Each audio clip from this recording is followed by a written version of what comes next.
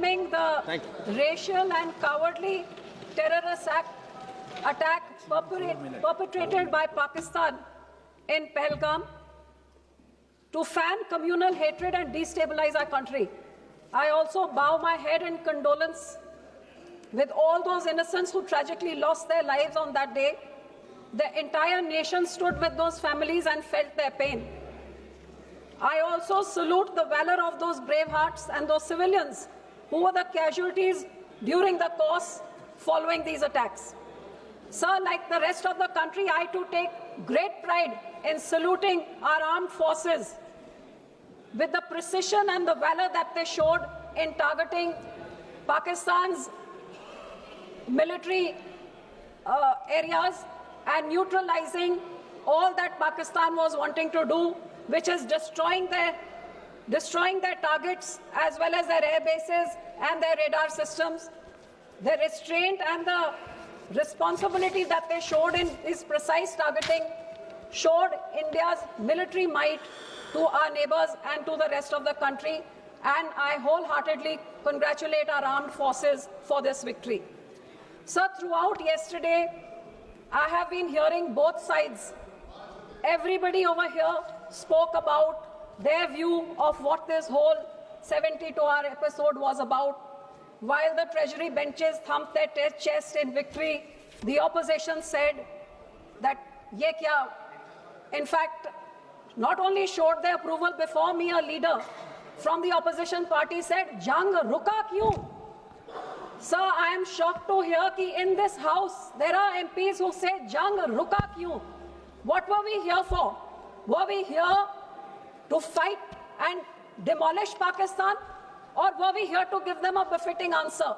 Sir, jang रुका क्यों उनसे पूछिए जो लोग बॉर्डर में बसते हैं।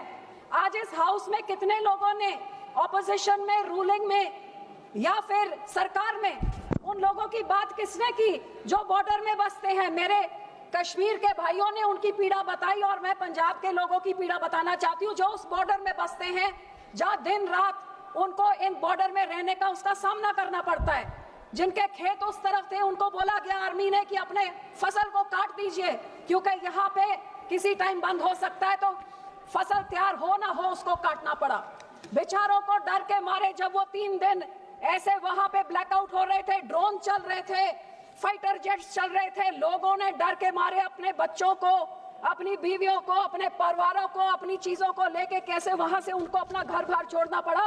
और पाकिस्तान वाले जैसे कश्मीर में लगातार पूंछ में जैसे होता है, उन लोगों से पूछिए, वो गरीब जो बॉर्डर में बैठते हैं और रोज इसको झेलते हैं, वो बॉर्डर के इलाकों के लोगों से पूछिए जो इसका निशाना बनते, जिस करके बॉर्डर में कभी कोई डेवलपमेंट नहीं होती, हमेशा बैकवर्ड होती है, क्योंकि वो देश की रक्षा के लिए सबसे आगे होती है।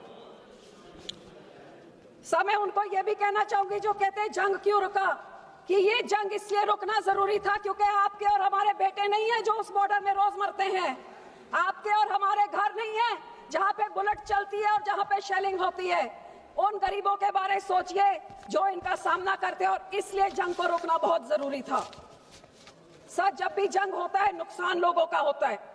मैं ये जरूर मांगती हूँ कि ये बॉर्डर के लोगों का जो भरपाई होनी चाहिए वो कभी होती नहीं है, ना उनके टूटे हैं घर, ना उनकी सड़कें, ना उनका फसल का नुकसान, कोई उनके बारे कोई बात करता नहीं। और मेरे पंजाब में जो ये समा चल रहा था, लोगों को 47 के काले दिन, 65 के, 75 के वॉर के, वो सारे काले दिन याद आने लग गए कि अब हमारे भविष्य में होगा क्या। और इस सारी चीजों में चाहे शहर हो चाहे गांव हो, सारी लेबर भी भाग गई, बिजनेस का भी सारी कैंसिलेशंस होने लगी, छोटे ट्रेडर्स जो भी हो, दुकानदार, सबका नुकसान हुआ। जब भी सर ऐसी कोई चीज होती है, सबसे पहले सरकार कहती है अटारी बॉर्डर बंद कर दो। भाई अटारी बॉर्डर बंद आप कर देते हैं, छोटे दुकानदार, छोटे व्यापारी और छोटे ट्रांसपोर्टर का नुकसान हो जाता है। अब भी आपने कहा terror and talks will not go together, लेकिन जो बड़े बड़े पोर्ट से बड़े बड़े उद्योगपति जो बिजनेस करते हैं उनका तो 10 दिनों तक और चलता रहा। सर इसी कारण सर आई जस्ट स्टार्टेड। इसी तरह सर ड्रोन्स ने बहुत ही एक इंपॉर्टेंट रोल प्ले किया इन न्यूट्रलाइजिंग दिस, लेकिन मेरे स्टेट पंजाब में पिछले 10 सालों से बॉर्डर के पार से ड्रोन आके आर्म्स, एम्यूनेशन, ड्रग्स लेके हमारे स्टेट में तबाही नहीं मचाई, लेकिन पूरे देश में अपने आर्म्स और अपने ड्रग्स फैला रहा है। जे यही आर्म्ड फोर्सेस इस बार न्यूट्रलाइज कर सके, कुछ नुकसान ना होए, तो फिर 10 सालों से क्यों उन ड्रोन्स को नहीं रोका जा रहा है? आपको हैरानी होगी, पिछले 6 महीनों में ही इस साल के बीएसएफ ने 130 drone, 135 kilo narcotics and 79 weapon seize किए हैं। आप सोचिए कितने जो सीज नहीं हुए हैं और वो देश के कोने में जाके क्या हैवक क्रिएट कर रहे हैं। हमारे देश का लॉ एंड ऑर्डर का तो ये हाल हो गया है, daylight robbery, extortions, murders, gangsters are ruling Punjab and the police and the state administration has totally failed, be it singers, be it sportsmen, be it politicians.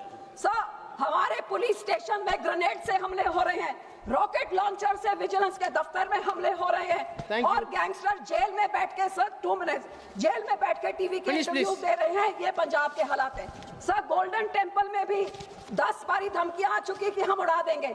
क्या सरकार को उधर की नाकाम है? आप ही कुछ कर दीजिए। और इसी तरह सब well you can not deny कि there has been security lapse and that there has been intelligence failure and our agencies were called napping, but responsibility must be fixed, sir. Otherwise no one can stop this. Sir, मेरे last 2 points, sir. Kailash Mansarovar का 1 point, please conclude. शुरू कर सकते हो, करतारपुर साहिब को खोलिए। India पाक cricket team cricket match हो सकता है तो दलजीत दोसांझ की मूवी क्यों नहीं चल सकती है? आखिर में सर, मैं अपने सिक्योरिटी फोर्सेस का अप्रिशिएट करती हूँ, मैं धन्यवाद करती हूँ कि ये वॉर रुका। सर, लास्ट लाइन, मैं शुक्राना करती हूँ और हमारे लोग भी कि ये वॉर रुका, क्योंकि वॉर के साथ लोगों की जाने